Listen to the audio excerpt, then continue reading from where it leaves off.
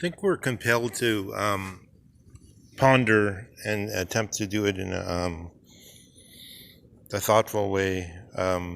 Further, the question of textual interpretation, the reading into the text or reading out of the text, or whether um, even somewhat formulaically we can say there is also the Heideggerian position of the um, antagonism of the two within themselves. But in any case, from my own point of view, it seems to me that in seeing further into these texts, we can't possibly just stay with Nietzsche. There is no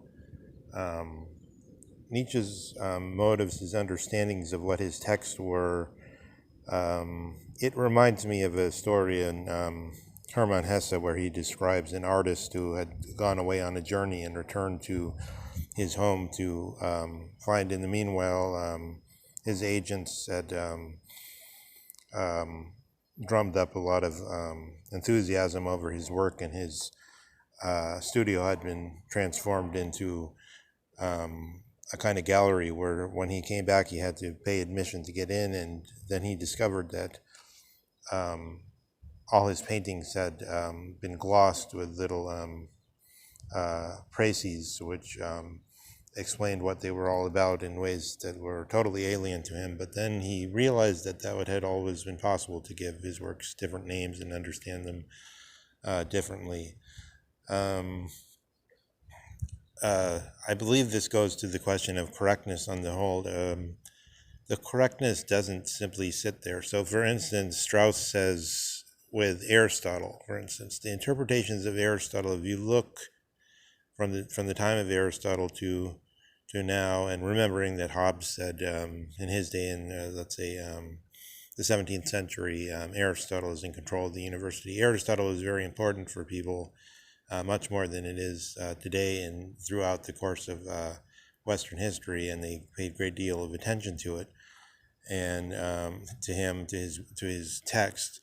And if you look, so for instance, at the Catholic synthesis, the Aristotelian Christian Catholic synthesis, if you look at the text around the theologians of the 13th, 14th, 15th century, how different their interpretation of Aristotle, their correct understanding of Aristotle, how different Aristotle was for them than it would be, say, for the Cambridge, Oxford scholar in the Edwardian age, and then, say, for the analytic scholar in our own time. Parenthetically, I'll add, in our own time, I think it's still very useful to go to the Catholics who have some explicit training in Aristotle, a seminary students who really know their stuff. This is a good way to get correctness. This is also the general analytic, the general professoriate in the current university, who's just going on a sort of unbearably superficial textbook interpretation of Aristotle is very bad. But then there are certainly in the university, in the Western elite universities, and in any university in the whole globe, there are plenty of people that study Aristotle closely and give you reasonable views about Aristotle. But what seems to us to be correct, what seems to us to be cogent, is really not. Once you start comparing it to what people thought in former times, it becomes impossible to really think that you see the transformation of common sense. So it's not really that there's a correctness and then what Heidegger says, for instance. It's actually there's multiple correctnesses, and it's is there really one view that's quite right? No, this is what gives Heidegger the entree to go on to the so-called reading into the text out of talent, out of a sense of the text, which one would want to do generally anyway, in some sense. Sometimes this is glossed as the reason why Nietzsche is not systematic, because in the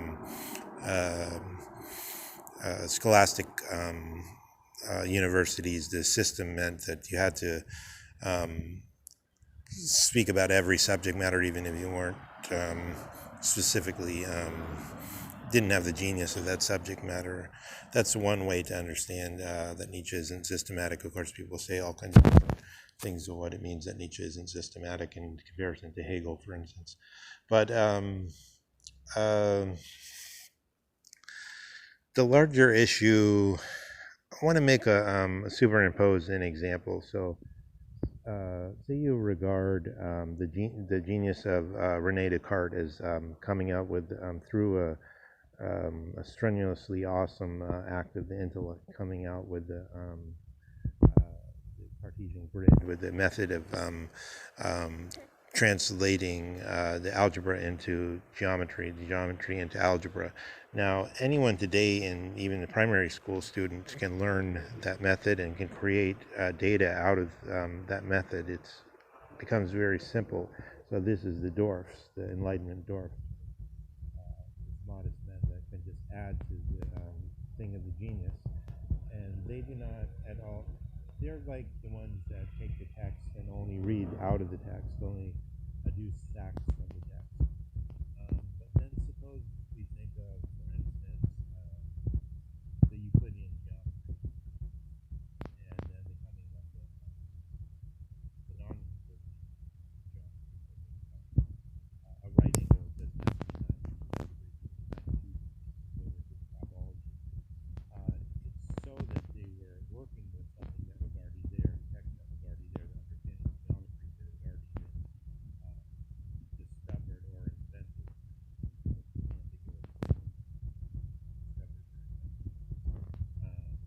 Was it waiting there? Or was it actually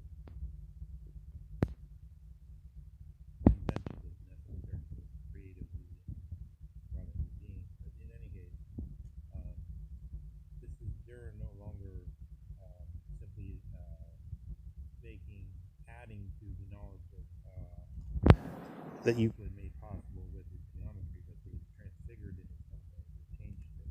So I think when we treat text in this open way, where we're not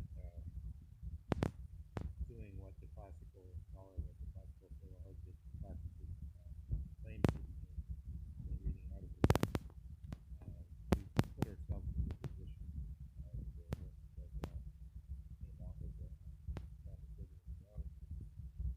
But moreover, this doesn't even get to the essence of it. It's simply, yes, there's this idea of the respect for the idea that philosophy has not progressed, not that it's a narrative of progress. And therefore, we shouldn't simply treat it as an artifact of the past in the museum to be carefully, it's all its features carefully noted.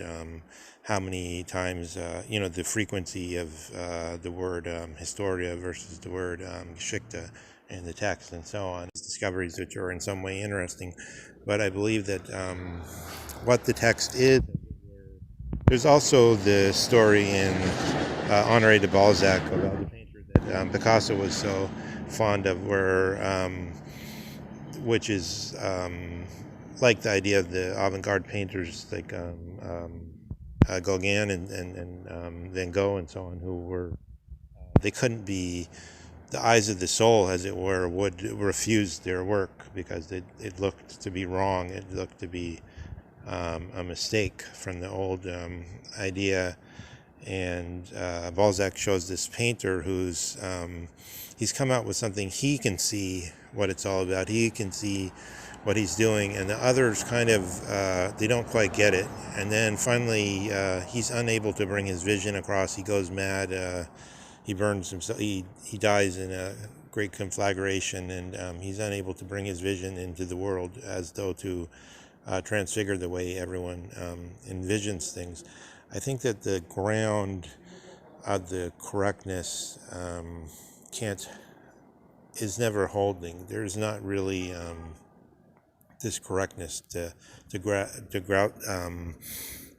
ground ourselves in, and then one can see that, for instance, in the idea of the hard sciences. I mean, I know we have this idea from Auguste Comte, COMTE, of the emergence and so on, and you try to make all these fixes to make this idea work. How do you get from the lowest level of physics to the highest level of history, as Comte saw it in his system, which he still understood as a system which could give us a moral guidance. But it seems, and Heidegger seems to want to think it this way too, that there's a kind of, even though the exact path that it happens, it was always open, there's a kind of tendency to get to the fact value situation where everything comes into its highest tension. And from that position, you can say a physicist looking at a pig or whatever the physicist looks at cannot tell that it's a pig, cannot tell the peculiarity of the kind of thing he's looking at, the idea in Plato's sense. The Darwin's question of the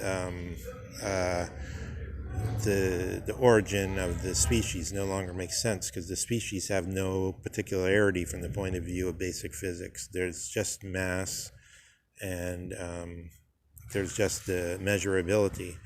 So the whole world becomes unintelligible on that.